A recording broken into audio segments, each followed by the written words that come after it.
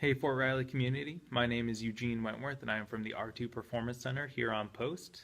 I have a background in sports psychology and mental skills, so I'm here today to talk to you about building confidence in uncertain situations. I think everyone in the world right now is going through an uncertain situation. With what's going on with coronavirus, we have a lot of time at home, more time at home than usual. And what this means is with so many things closed in our lives, we now have time to start that new activity, that new hobby, or that new skill that we've always wanted to do, but just haven't had the time to do it. So, starting something new can be challenging and it can be uncertain.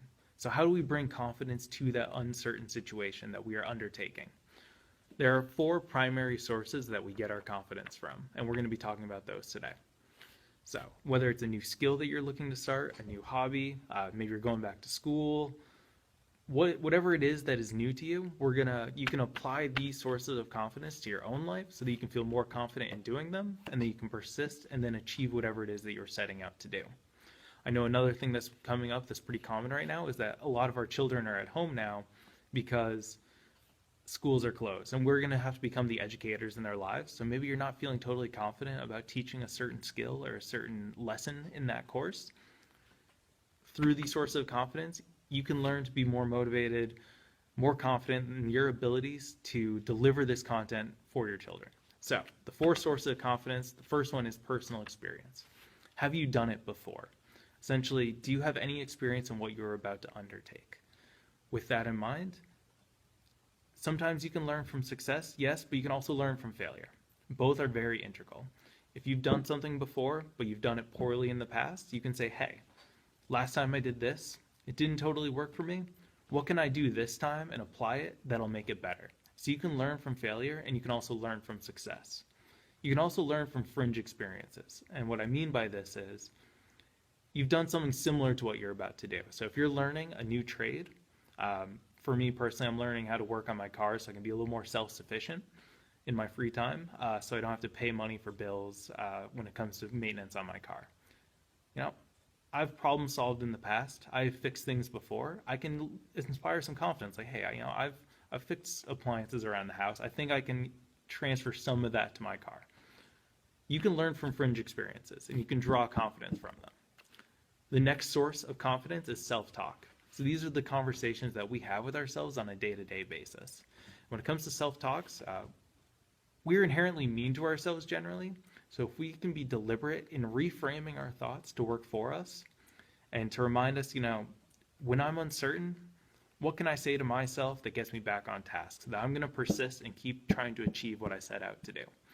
So when it comes to self-talk, the most important thing is that it's personally relevant to you. There's not just one generalized statement that works for everyone. So find a statement that works for you that's going to remind yourself, why am I doing this? I think thinking about the outcome or the end state of this is what I set out to do, and this is where I want to be. If you can remind yourself of that, that generally gets us back to on track. That reminds us, this is why I want to do this. I'm going to be confident in my abilities because. You can draw back, some sort of self-talk statement that draws back to your experience that you have.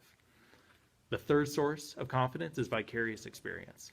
And this is when we learn from others. Essentially, maybe I haven't done this myself, but how can I learn from other individuals? So this is the perfect time to use your resources that you have at home. YouTube is a great resource.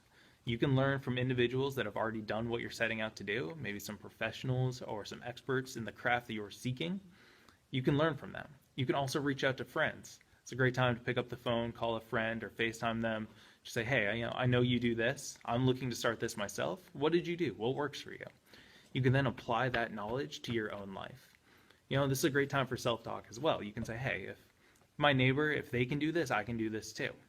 I've seen them do it. I know what they did. I can do this myself. So this is when you're learning from other individuals. And finally, your physical state. So this is when we are reading the signals that our body is sending to our brain, what our body is physiologically doing. We're taking that information and then we're applying it in a way that builds confidence. So you can reinterpret some of that discomfort about if you're jumping into an uncertain time and you're not feeling totally confident in your abilities, you can reinterpret that discomfort to work for you. You can think of it as, discomfort means I'm putting forth effort, and that means I'm making progress towards my goal. So really reinterpreting some of those negative feelings in our body to work for us can build some confidence as well. So again, the 4 sources are personal experience, self-talk, vicarious experience, and our physical state.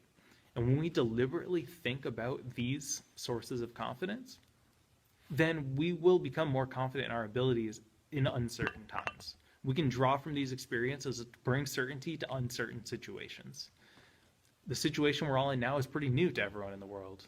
It's uncommon, it's uncertain, it's maybe a once-in-a-lifetime event, but you have the time to start something new and productive in your home lives. You have a little more time potentially. So I encourage you all to be deliberate in the way you think about this activity so you can inspire more confidence within yourself. Also, think about sharing these skills with your spouse, your family, your children. There are going to be a lot of new situations and obstacles that arise from this current global situation. So how can we inspire confidence during this uncertain time? And that's by being deliberate in our thinking about our personal experience, our self-talk, our vicarious experience, and our physical states. Again, I am from the R2 Performance Center. Our contact information is here. And thank you, and everyone stay